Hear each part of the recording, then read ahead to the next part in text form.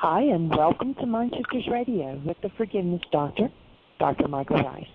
I'm your co-host, Jeanie Ryce. We also have co-host Tim Hayes, and today's Aramaic Friday, so we have Dale Hoffman. And this is Friday, April 25th, 2014, and our call-in number is 646-200-4169. Press 1, that puts you in queue. We'd love to hear your comments and your questions because that makes this your show. Welcome, Michael. I'm just wondering if maybe you turned on a microphone. It just sounds like some driving noise in the background. So it is too noisy. Michael, it's too noisy right there. My phone is too noisy? Yes. So I'm hearing unless somebody else, in the background. Somebody maybe doesn't have their thing muted. Mute everybody. Okay. Go for it. I'm still hearing somebody driving. There it goes. That's it. All right. Well, welcome to the show, everybody. We're delighted that you're with us, and we're honored and blessed that you choose to share this time. Working with the ancient Aramaic language and the concepts of how the world works, what the game of life is really about, and in particular, how to forgive. And of course, our definition of forgiveness is different than the world teaches. We're just repeat that forgiveness has nothing to do with letting somebody else off the hook. It has to do with removal. So when you think forgive, think remove. Remove what's in your structure that doesn't belong there, the thing that's causing your turmoil, your trauma, or your pain, as opposed to letting somebody else off the hook for what's going on inside of you. Because, of course, what's going on inside of you is going on inside of you. And what this empowers us to do is to return to the full experience and full expression of human life. And human life, we have an easy experiential definition: hold a newborn child. That's what we're looking to restore to every mind, heart, and being on the planet. And so let's say a quick hello to Dr. Tim and see how the young man be, and then we'll invite Dale to say good morning. How are you this morning, Dr. Tim? I'm well. I'm driving. It might be my noise that's too much for you. So I will just listen.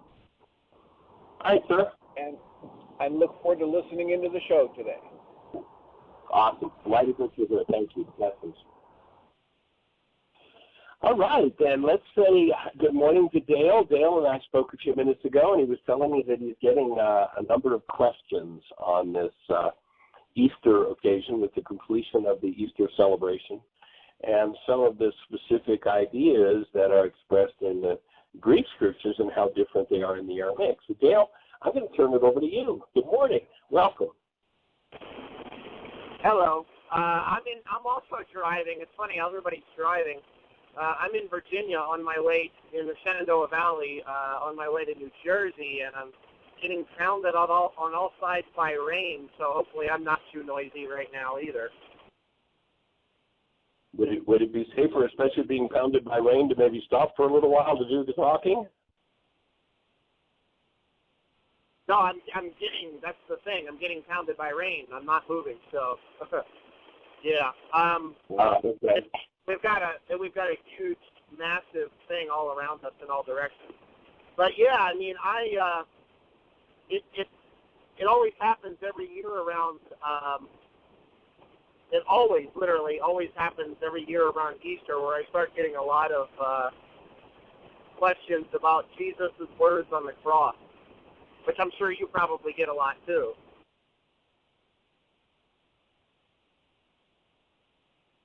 For sure. I think they're very important words to understand the truth of. Yeah, there's kind of two schools of thought on it. We've got the classic school, the Greek doesn't even really come into this because even when you look in the King James Bible, it's not even in the Greek there. It actually still came from Aramaic or Hebrew. And those, like, not even speaking about that last thing, into your hands I commend my spirit, but when he says, what was translated as, my God, why hast thou forsaken me, is what it says in King James. Thou wasn't even a word back then. Neither was hast. But those words in Aramaic are very peculiar. It's very telling. The sounds in Aramaic would be Iyal, Lamana Sabachthani. Iyal, the last word really is the key, the Sabachthani, but Iyal is a word that means, it was translated as my God, but the word God is problematic there because God, it comes from that Germanic food, which means somehow one thing is better than something else. The word God really isn't what Iyal means. The word God that we use today is more of a concept. It's kind of a finger pointing at the moon.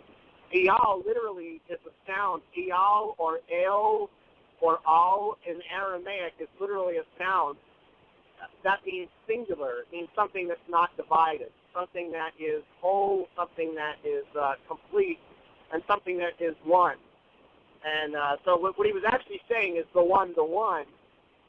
And then we've got that word lamana. Mana is an interesting word because mana, properly pronounced, we call it manna here in the West. Mana was what fell from heaven. What mana really means in Aramaic, it means true sustenance from within, but it also means what is it, or why, or for what purpose. Meaning that what mana really means is something that I don't really know what it is, but I'm sort of open in this moment to finding out what it is, basically. But the key word here is sabachthani at the end. Now, sabachthani is an interesting word because in Aramaic, and this is something that I don't even know if you even realize, because you don't go as deep into the language itself, but this is something great for you to even grasp, Doc, is that that word sabachthani, the root of the word sabachthani is shbak, which, of course, in the present tense, the imperative is the word for forgiveness. That's the word forgive, shbuk, shbag. Shbag would be in the past tense. And what forgiveness means, literally in Aramaic, it means cancel, it means leave, it means untie, it means to set something aside. It could mean, although you'd kind of be going out on a limb, it could mean save, to save something. But it doesn't mean really save as in save necessarily something and hold it. What it actually means is to save it by putting it to the side, push it to the side.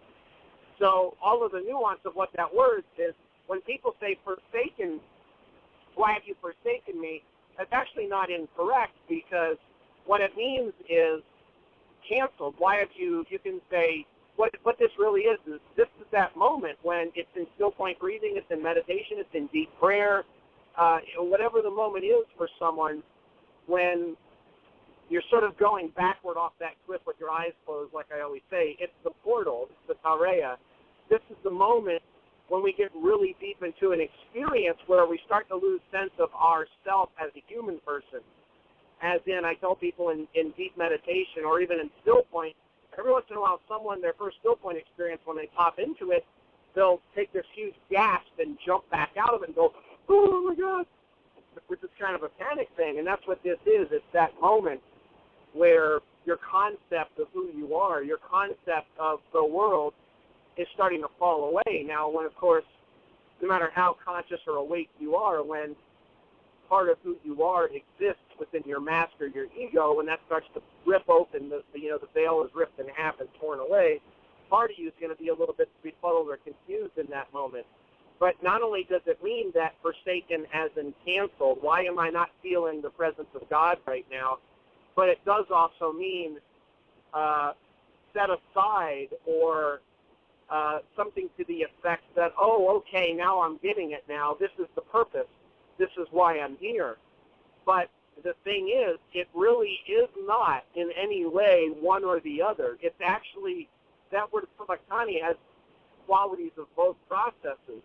Not only a realization of, oh, okay, now I get it. This is why I was set aside.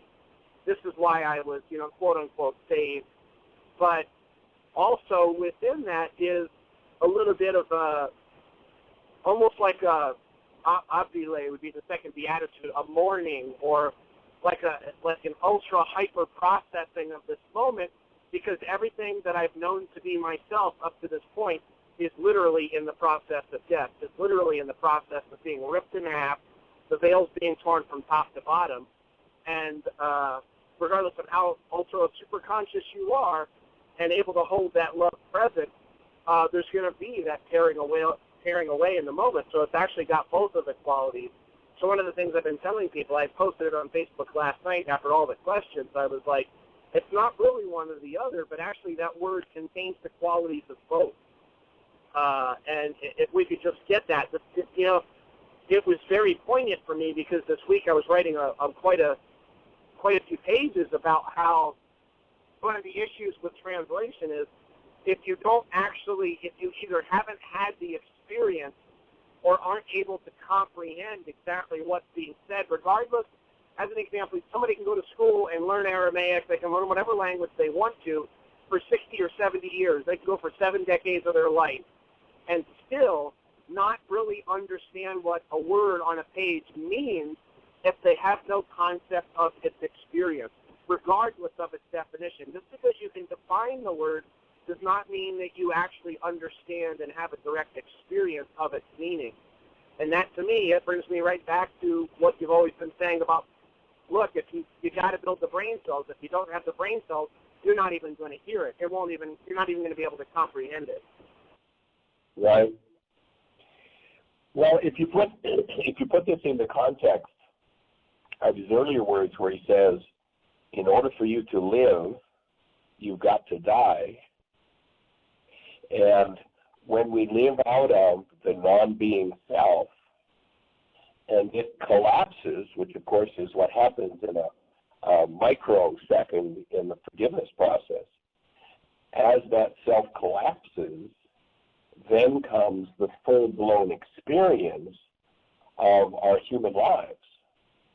And so what I hear in that moment is, and oftentimes it is great pain that causes that non-being mind that wants to run to collapse, is the death of the old self and the awakening of and the bringing into the world of the truth of the state of being. And so set aside for this special purpose, you know, when I look at the Greek translations, it fits very well with the theme of the Greek, which is keep people in fear and hopelessness. You know, if you look at the average person who is called a Christian, they have been taught that Yeshua is God. So how do you suppose this leaves somebody if now God is abandoned by God? For this you have forsaken me. If God on the cross is forsaken by God, what chance does anybody have?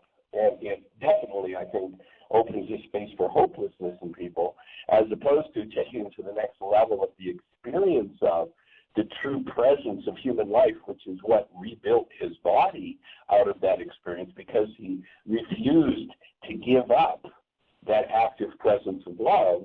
We have an eternal force operating in his physiology to rebuild his physiology, and a collapse of the old self. And I think the realization, I got it. This is what you've been saving me for. This is what you've been reserving me for, or set me aside. What an awesome experience. And of course, one cannot even, as you're saying, cannot even think about that experience unless they've had that experience, at least to some degree. It tends to come, in my experience, in my own world and in working with people, is it tends to come in stages. When the old self dies, collapses, and the awareness of the new self is brought into this body-mind unit. And it is like you can't even start to put it into words because it is so monumental.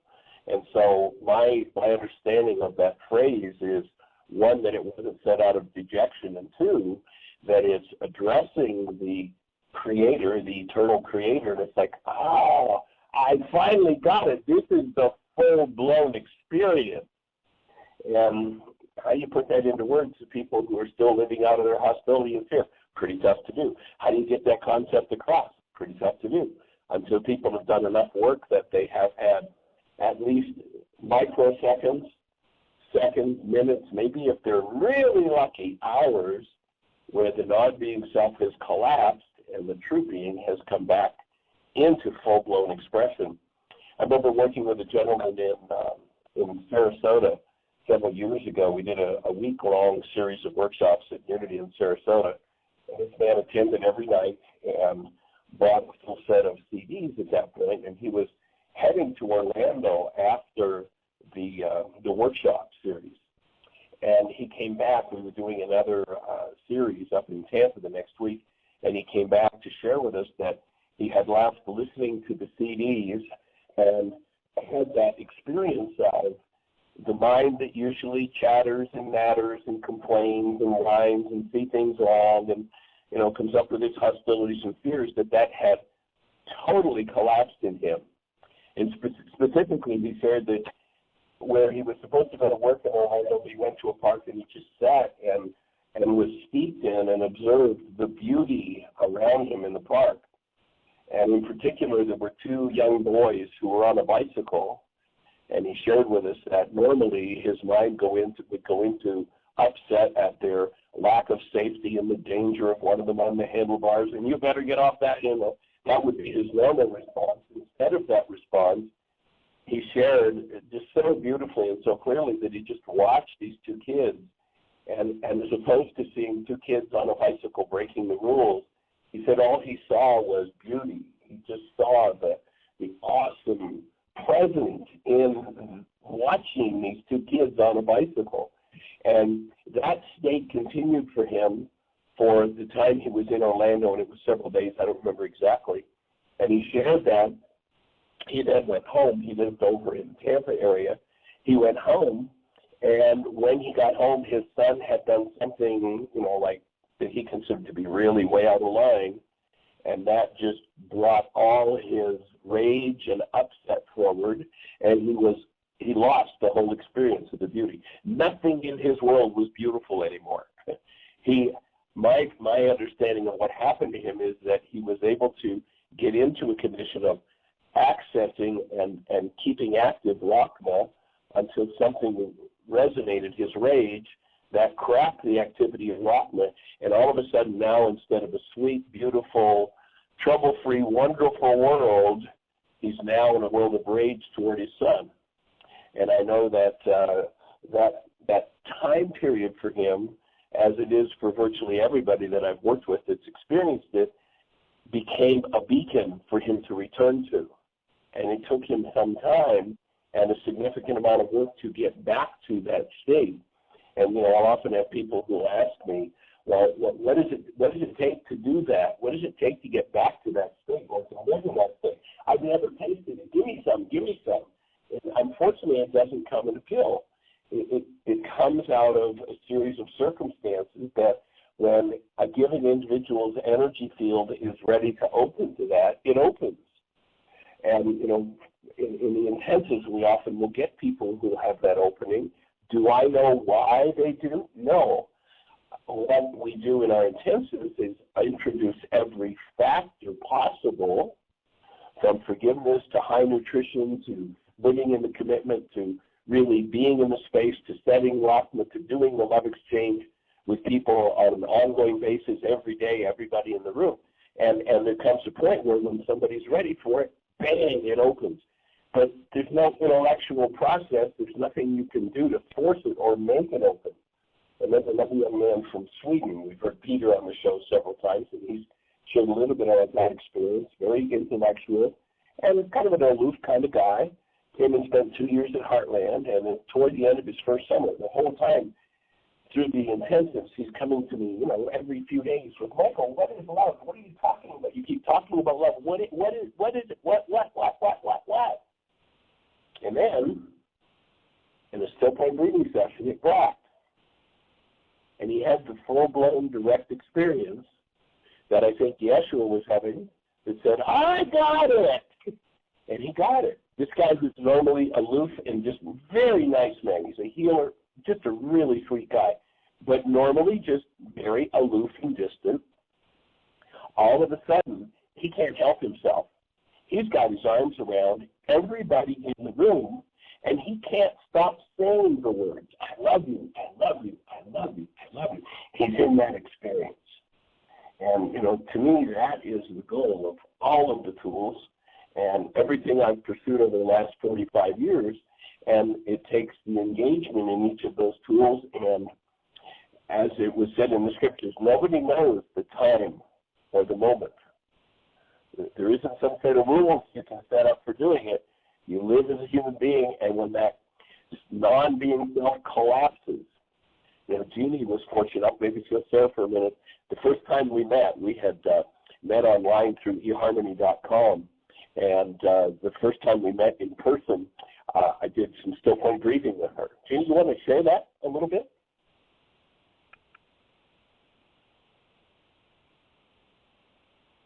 Is your mute button on, sweetie?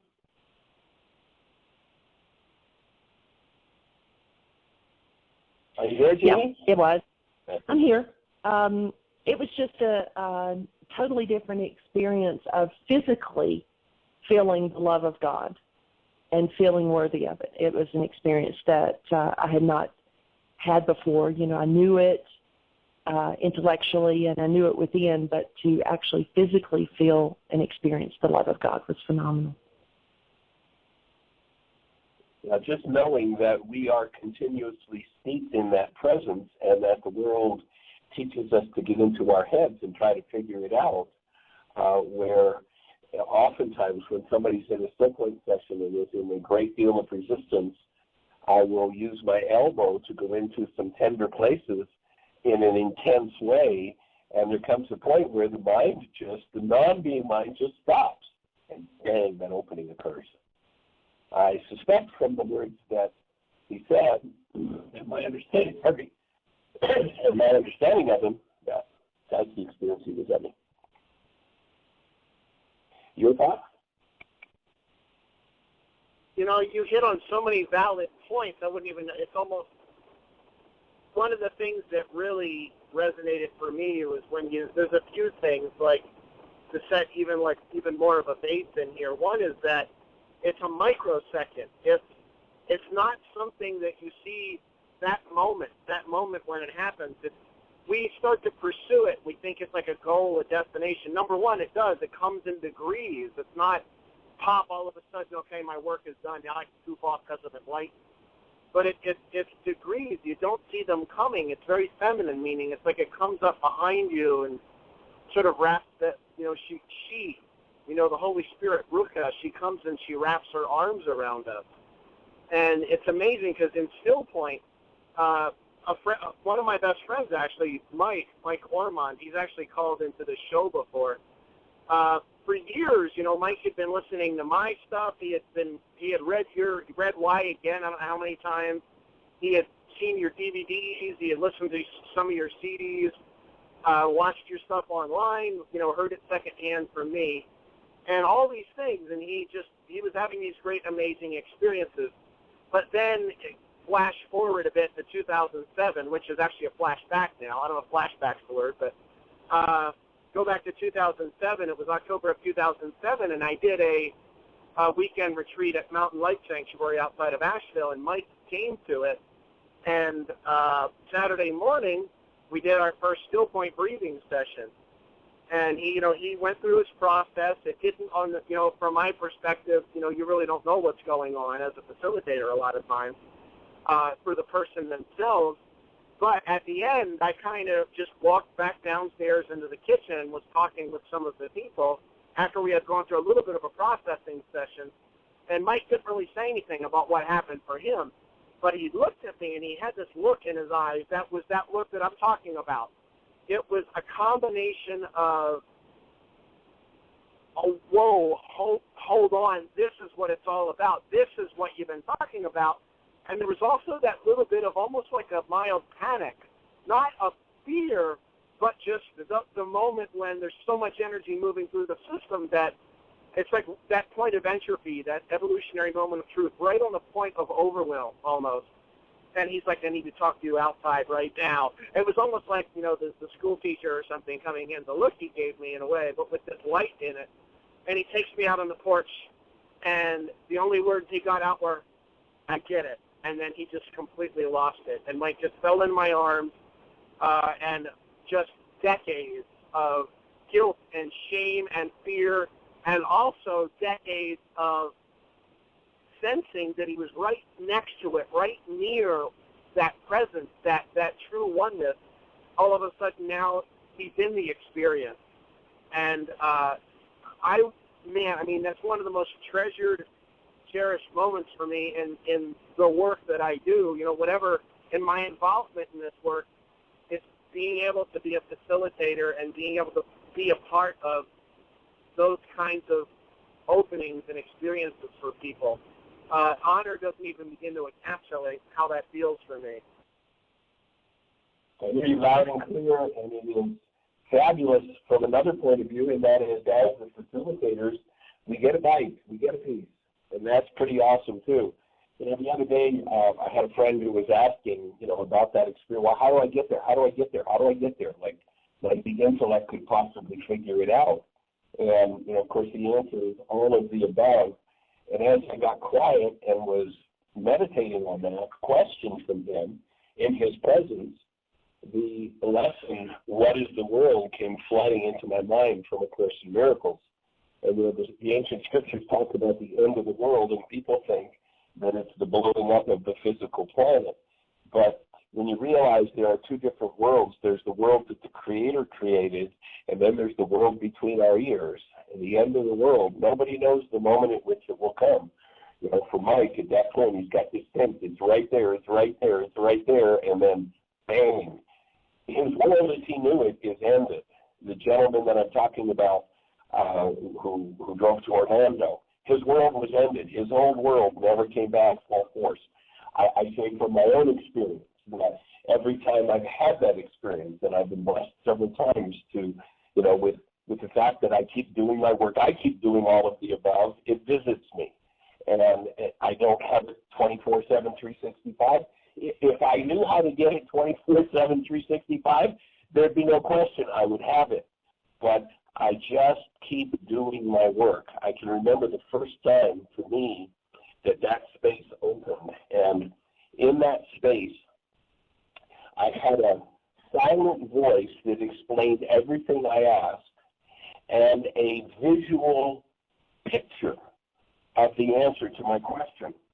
And I can remember asking in that state, if we, and I know you've had that experience, so if we multiplied the beauty, the sweetness, the most awesome experience you could have by 100 trillion, we're maybe starting to approach what that experience is.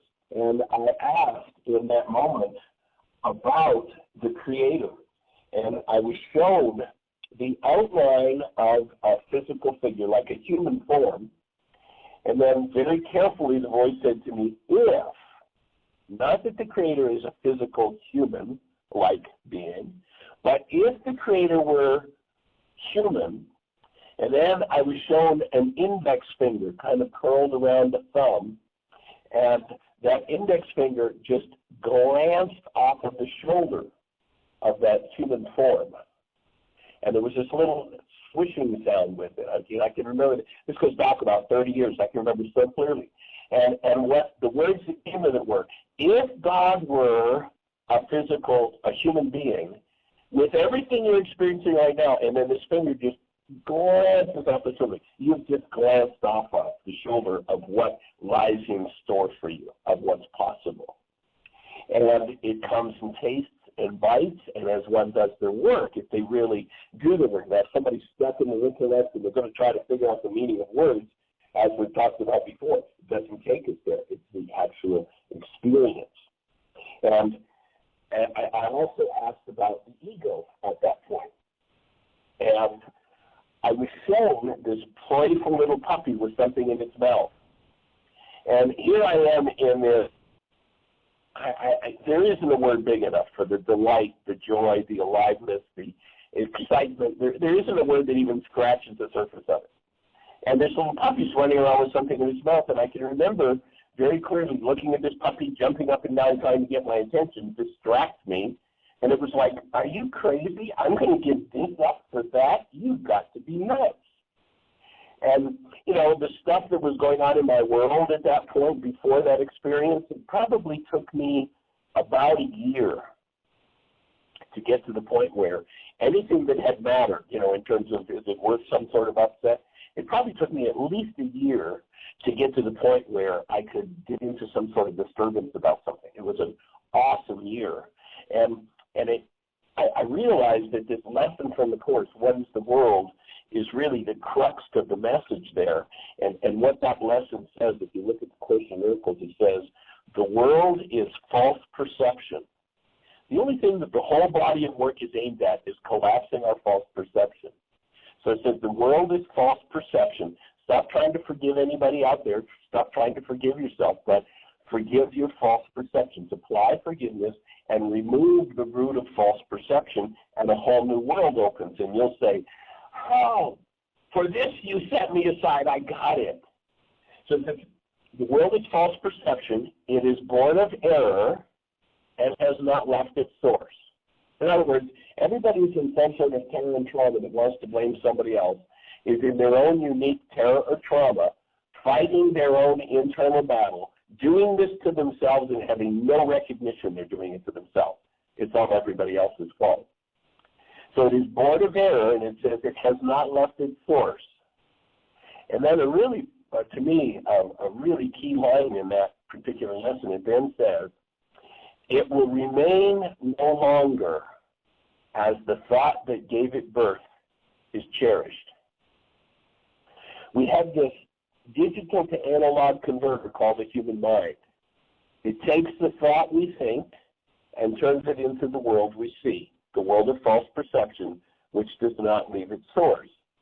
Apply forgiveness to that thought until it's gone, and that world collapses, and you enter into what you're designed for. It is akin to holding a newborn child. It is that active presence of love. And as long as we rely on or cherish our mind based in hostility or fear, that world's not available to us. And so when the Course says it will remain no longer than the thought that gave it birth is cherished, there's the real key. Well, how do I do that? That's what I need to do. Well, you do all of the above. You take the commitment, and maybe one day when you pick the commitment up and look at your spouse that you're frustrated at or you think you're frustrated at, and you say one more time, I promise to trust you enough to tell you the truth and treat you lovingly, gently, and with respect in my thoughts, my words, and my actions, whether I'm in your presence or not. I cherish you. Then all of a sudden, the thought that produces the whole world of false perception called frustration toward a spouse is now no longer cherished. That whole world collapses, and an opening to the direct experience of love occurs. Perhaps it happens when one does a worksheet around that and cancels the goal for their spouse to be perfect in their mind, whatever their perfection is. You know, they're supposed to do this or that or that. And that collapses the cherished thought of frustration towards spouse. Perhaps it comes when somebody does a codependence to interdependence worksheet and gets down to the point where they start writing how they're going to follow the advice they've given to their spouse. And they go, I'm wanting you to be more gentle with me. I got it. I'm going to follow my own advice. Maybe that's where we stop cherishing the thought that keeps producing a world of frustration. Perhaps it's when I enter into the Beatitudes and I go, I realize I really need to acquire a sound and purified mind in order to get back to this.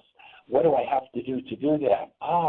It says breathe. I'm going to breathe. And maybe that breath is the one that takes you out of cherishing the thought that produces the world you see. And all I can say is that in 45 years, I've moved in every direction I could move to find a way to get people to give up their cherished thoughts that make them think that, their hostility or fear is the least bit of service, protects them at all, or does anything for them other than destroy their human lives. So to me, that's kind of what he's talking about there. It's like, I got it. The full-blown direct experience of the active presence of love. What an awesome gift to get. And of course, that Easter energy is still moving in the earth. And here's where what he's basically saying here is, look, my God, the one, the sacred, the eternal creator, I get it. This is what forgiveness is. He used the word forgiveness to say that line. And if you're in that process, if you're focused on being left set aside, as in on an egoic level, like, oh my God, I'm not getting the attention I need. How come I can't feel your presence? It's not going to feel like it would as if you're actually willing to be open and let go in that experience, to actually be in the forgiveness process, to realize that it's not about being set aside as in pushed to the side in some kind of negative way that we need our ego, like our sort of little kid ego needs to be satisfied, but rather being set aside as in, oh, hold on a second, you're telling me when I let go, I'm finally going to experience the very thing that I've been looking all this time for, and the reason I haven't been able to find it is because I've been looking for it in Alma, in the word in Aramaic, Alma, which is the word. I've been looking for it in time and space, and of course, look at this, and it doesn't always happen on the first worksheet. It happens when you're open, which can be the first worksheet. It can be the first still point session. But it's all about being open. And it's amazing when we're doing the worksheet, and people get to that goal. I talk about it all the time on the show. People are like, hold on a second. You're telling me to cancel the goal? And, like, that's forgiveness, right? Okay, well, you're going to have to explain that one to me. And, of course, that would be the idea of, okay, what do you forgive and forget, right? I hear all those same phrases. People lock in on them because they're looking at it on an egoic level. They're looking at it from the mass. They're looking at it in the world, not realizing that what we need to do is let go of the world so that actuality, so that direct experience of presence can come through us, and we realize we are that presence. It's not somehow outside of us, but that favorite phrase that I have from St. Francis, what you are looking for is what is looking. And it's just that microsecond of openness, and that's why people come to me all the time after still point. They're like, oh my God. They're like, I felt it for just a nanosecond, but I felt more presence in that nanosecond than I have after years and years and years of all kinds of church work, all kinds of psychotherapy, all kinds of self-improvement seminars and workshops. I got more out of that microsecond than I did out of decades of all the other stuff. And the reason for that is that stuff is of the world. And this is out of the world. This is out of the mind. And you say it all the time. You got to be out of your mind to really comprehend what this is all about.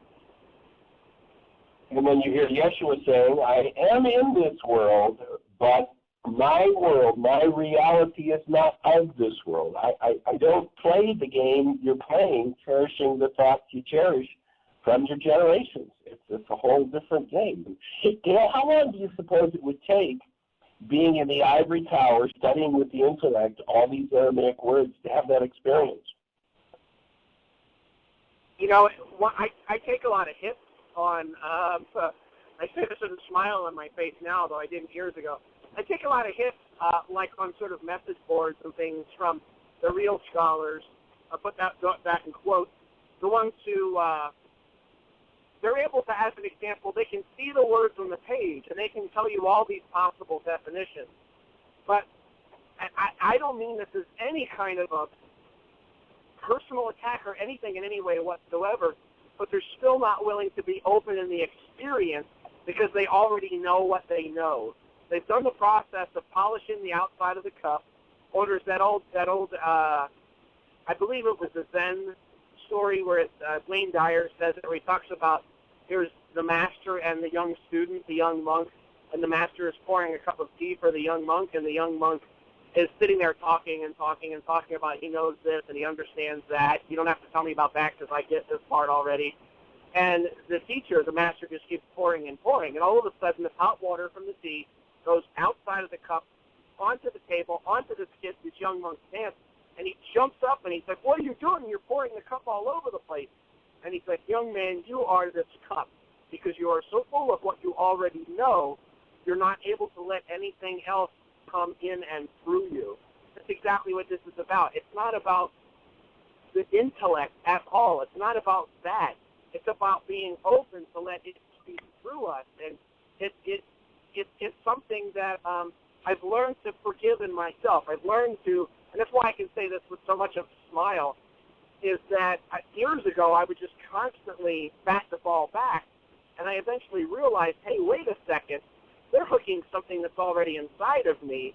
And I started doing that. I started getting down, writing this down and going through the forgiveness process, realizing that what was happening is, if I'm going to be able to share the depth of what these teachings really mean, then I'm going to have to share that as my life. I'm going to have to share that in my presence and in the energy that people sense when they're around me in situations like this. If I'm screaming and yelling about something that I know at the top of my lungs, which I also just put in my book a couple days ago, I wrote really in-depth about the experience I had in Tampa with a biblical languages symposium, I think is what they called it. And I had the audacity. Well, first of all, I sat in the back row because I wanted to be able to have a quick escape. I did that with your thing, too. When I first went to Y again, I'm like, I'm going to sit in the back row. If I got to leave and escape and run out of the room with my hair on fire, I'll be able to do that. So I did this, too. But this symposium was after Heartland. This is like 9 months after Heartland in 90. Well, it had to be early 96, I think it actually was, like late winter. And I noticed over and over that day that the guys that seemed to scream the loudest and fight the hardest with the most information about their point, they would silence the other person that they were debating with, and that other person would shut up, which meant that the one that was louder with more pounding information won, essentially. And I did this really weird thing. Here I am, I'm the silent Jesus guy in the back of the room, and everybody's looking at me and kind of ignoring me at the same time. And I distinctly remember saying, they were talking about love your neighbor as yourself, and I didn't really understand it completely in the Aramaic yet either. I was just barely scratching the surface at that point. And I said, I see a lot of arguments here, and the thing that seems to resonate for me here is this looks to me like what he's talking about in these two commandments. It seems to me that he's talking about some sort of a process or some sort of an experience rather than something that we should be understanding like with our intellect with what's on the page.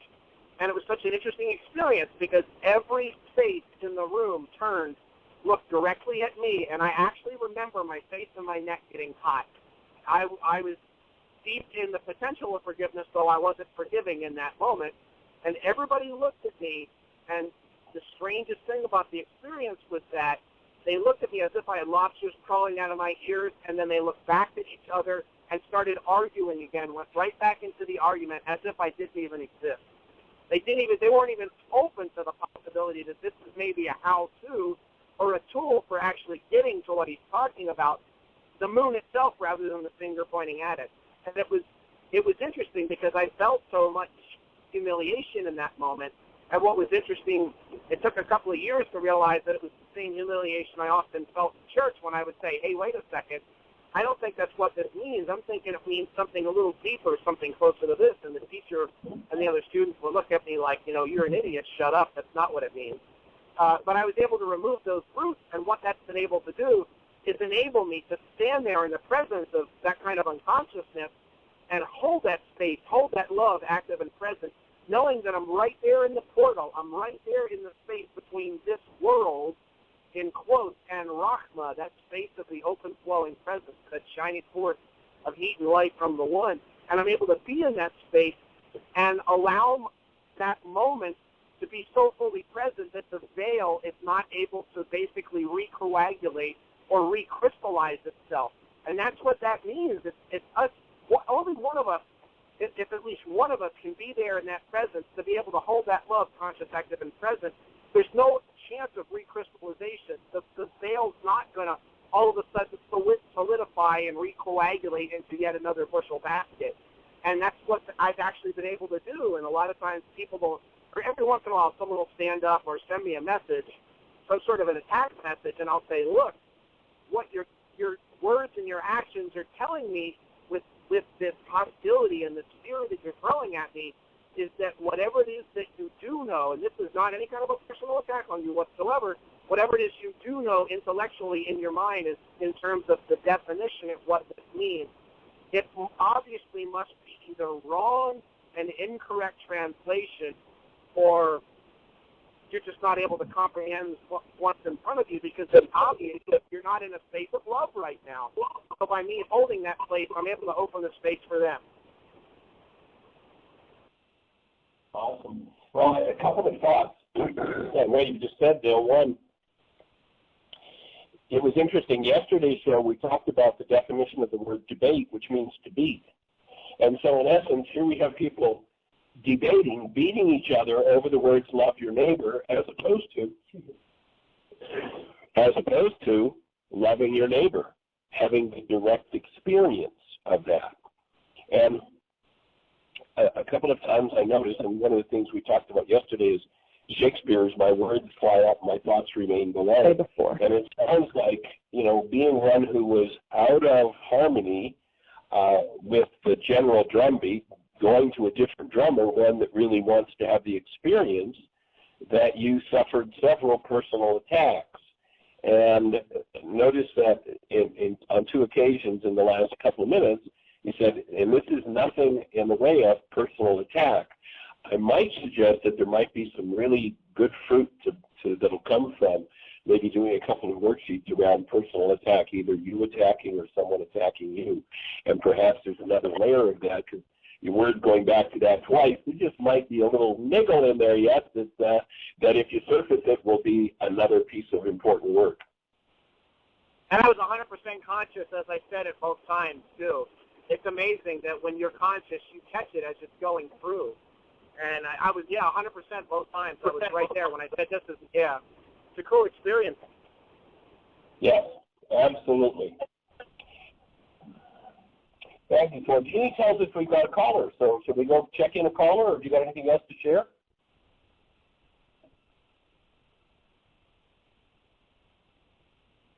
You got a caller for us, Jeanie?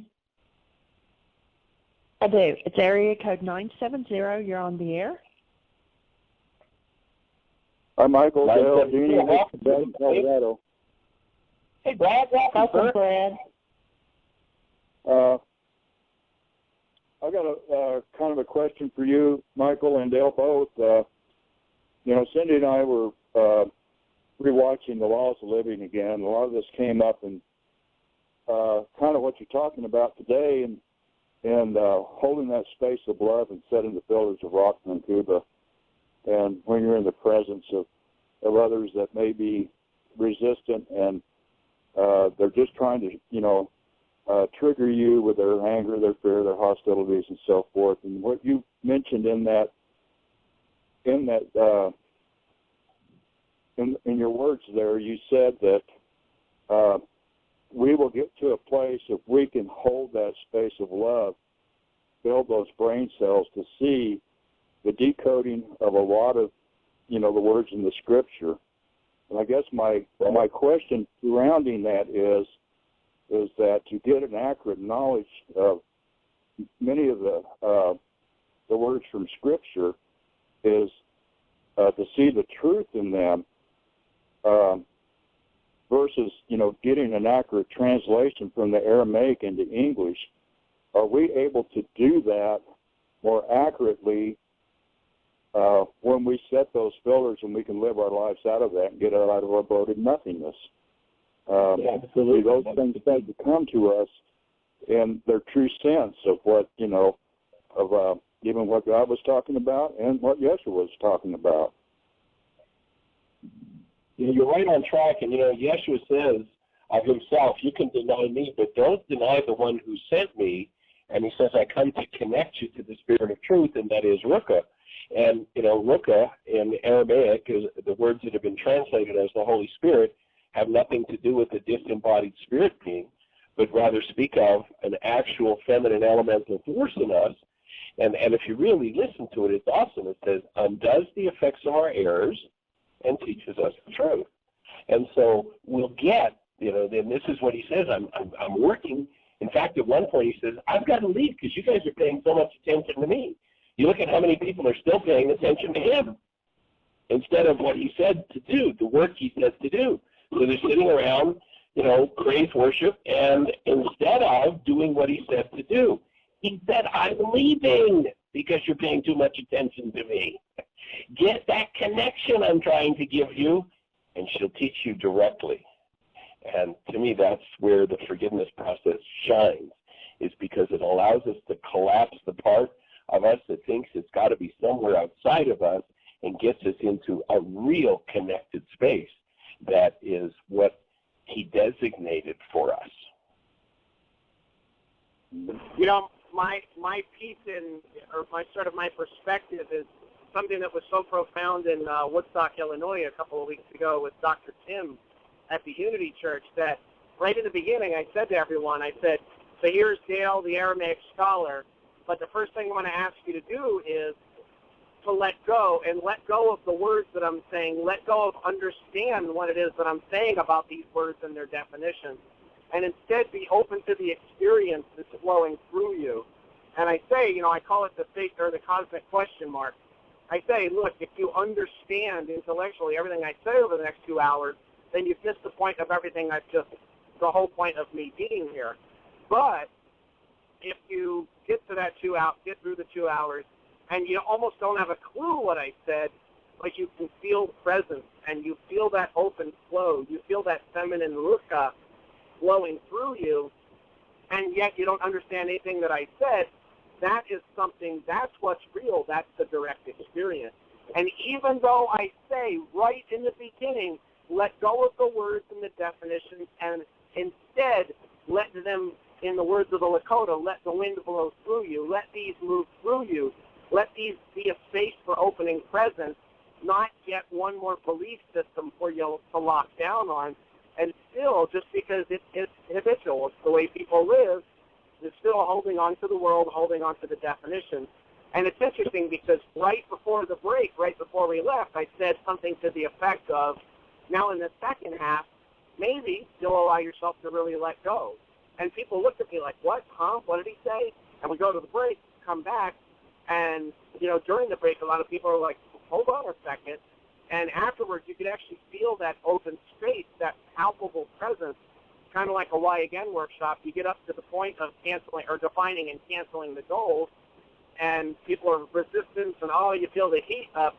And then when enough people do that, they get in the process of canceling and actually going through the forgiveness, it's almost like this cool, cleansing rain that descends in the room. And it's such an amazing place that you can't get to from your head. You can't get there from a book.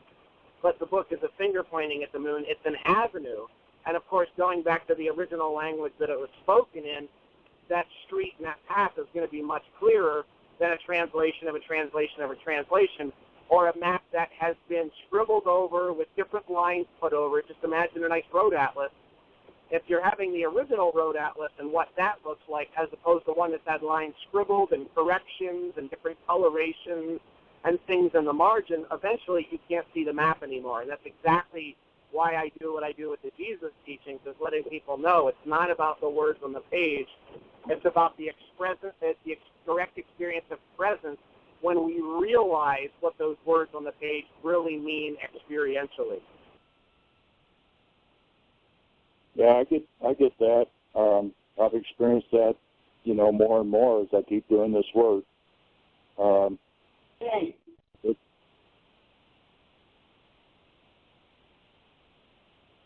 I was just cheering you on that one, Brad. So it's, and just to let you know, I've got 3 more signed up for my first meeting Monday, too. Awesome. Well, we look forward to your ongoing reports and just being there and holding the space for it. It's just beyond fabulous. Yeah, because I want to start a whole global program. Yeah, I want to start with why is this happening to me again? And I thought I would follow that up with the laws of living. I just love what you say there, and it explains so much and kind of, you know, where these guys are going to have to, you know, open their mind to and hopefully soften themselves, you know, to be able to hear it without becoming offended by it. It's going to be quite a challenge, I know. I would also think you're up to the challenge, sir. I was going to say that when you get in those moments when you feel like right now the Laws of Living DVD is the thing that's really speaking, keep watching it and keep watching it and keep listening and keep listening, because that's the moment that we're talking about. That's the moment when the world falls away and you're in that ripe, open, present space. And if the thing that's resonating and popping for you right now is the Laws of Living DVD, then over and over and over, that's the moment to really build more brain cells than you've ever had a chance for before. And then eventually that's going to sort of pop a little bit less, and then something else is going to start popping, and then you start to go into that experience of ripeness with whatever that is. That's exactly what Joseph Campbell meant when he said follow your bliss. He was saying go to whatever it is that you feel fertile and ripe and open with right now and grow that experience, cultivate that. And when you've got it with something like the tools like Laws of Living or any of Michael's DVDs, I mean, it's an opportunity that a lot of people in this lifetime, unfortunately, may never get. So it's a beautiful place to be, open to. You know, it ties right in with the whole theory of Montessori education. And as I understand it, basically, instead of, well, we've got, you know, X number of 7-year-olds in front of us, they must all be ready for math. Let's stuff their heads with addition, subtraction, multiplication. Well, they must be ready for English. In Montessori education, they allow the child to lead them, and they observe the child and wait for the signals that come to the child that show that they are in a sensitive period for math. One child might be in a sensitive period for math at the age of 3, so in a Montessori school, they'll be put into an environment where they'll experientially learn math. Another child might not be ready until they're 8, so they won't get that environment until they're 8. And it's not, you know, we put them all in one bag and say, well, you all have to learn math today, but there are sensitive periods where our energy system is open to that, and that's a nice catch, Dale, to put out that. Stay with the Laws of Living and stay with it until you've totally and completely devoured the energetic experience of it, and then that will open the next piece of your puzzle. So that's awesome. Well, thank you both for your. Go ahead. Thank you both for your support. I appreciate it. You got it, absolutely. All right, we're down to the last minute or so, so I'll just say that, you know, to reach Dale Allen Hoffman to see what his schedule is and to order his materials, www.daleallenhoffman.com is where you can reach Dale. And, of course, whyagain.org. All the forgiveness work is there for free. Just jump on it, hit the bullseye, start opening the links, and listen. And the tools are there, and we're here to support you 5 days a week. If you're going to be up in the Tri-Cities area in Washington State next week, we'll start there a week from Sunday with full series and week-long workshops in Tri-Cities area. Check out our website and give the world the absolute best gift you can possibly give at the best year yet of your eternal life. Blessings. Bye-bye.